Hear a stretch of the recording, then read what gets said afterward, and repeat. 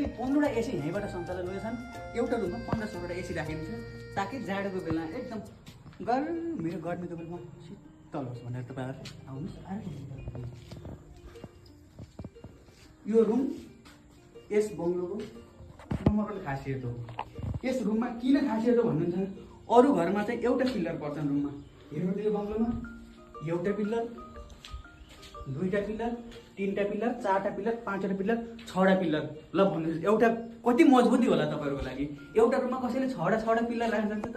यो आलिसान बङ्गलोमा राखिने गरेको छ तपाईँहरूकै सुरक्षाको लागि। आउनुहोस्, तपाईँहरूले यो रुममा हामीले रुम मात्र नभएर एटाच बाथरुम सितको रुम देख्न सक्छौँ। यो रुम एटाच बाथरुम यही हो।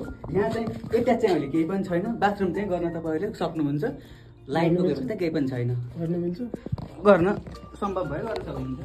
अर्को खासियत भनेको यो रुमको यो हो, तपाईँ यहाँबाट यसरी हिँडेर यता हुँदै सही रहेछ। यसरी माथि जान सक्नुहुन्छ। ओहो, आउनुहोस्, स्वर्ग जाने बाटो देखाउँछु। दुईतिरबाट जान सक्नुहुन्छ है। तपाईँहरूलाई माथिल्लो तलामा राख्दाखेरि अरूले कोठामा झ्याल राख्छन्। हेर्नुहोस्, हामीले भर्याङमा झ्याल राखेको छ। त्यो पनि एउटा होइन, दुईटा होइन, तीनटा होइन, चार होइन, पुरै एउटा, दुईटा, तीनटा, 4वटा, 5वटा, 6वटा, 7वटा, 8वटा, 9वटा र त्यो सानो झ्यालले गर्दा 10वटा। आउनुहोस्, माथिको कोठालाई फलो गरौँ। ल हेर्नुहोस्, यो चिटाङको घरमा आनन्द तरिकाले यस्तो राम्रो फुटेज स्टाइलको चोटामा बसेर चिया कफी बर्गरलाई लिएर डेट पनि बसिराख्नुहुन्छ। छैन त कायदाको, यो तपाईँहरूकै लागि हो। आउनुहोस्,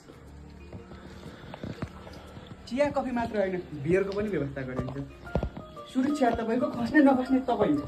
बियरको व्यवस्था हामीले गर्नेछौँ। आउनुहोस्, अर्को रुमतर्फ जाउँ। यस बङ्गलोलाई सामान्य कुराले खासियत बनाएको होइन। यो बङ्गलोको 1 नम्बर खासियत भनेको यो पिल्लर। हेर्नुहोस् त, यो पिल्लर आफैमा अचम्म छ। यो 7औं अजुबामा 8औं अजुबा यो पिल्लर हो। रेलिङ रहन्छ भयो र यस बङ्गलोको अर्को खासियत भनेको रेलिङ छैन। सुरक्षा जिम्मा तपाईँको रेलिङ त हामीसँग पसेको छैन। तपाईँलाई अर्को ठाउँ देखाउँछौँ। यो कुटी बाबा रामदेवले आफ्नो जीवनकाललाई प्रभावकारी बनाउनको लागि ध्यान, तपस्या र खोज गरेको कुटी हो। यसै ठाउँमा बसेर बाबा रामदेवले आफ्नो पुरा जीवन समर्पित गर्नुभयो, खोज्नुभयो, ध्यान गर्नुभयो, तपस्या गर्नुभयो। त्यसैले त आज यो बङ्गला केही खास छ, अरूभन्दा फरक छ। त्यसै चितवन जिल्लाभरिका इन्जिनियरहरू हायर गरेर बनाएको हो।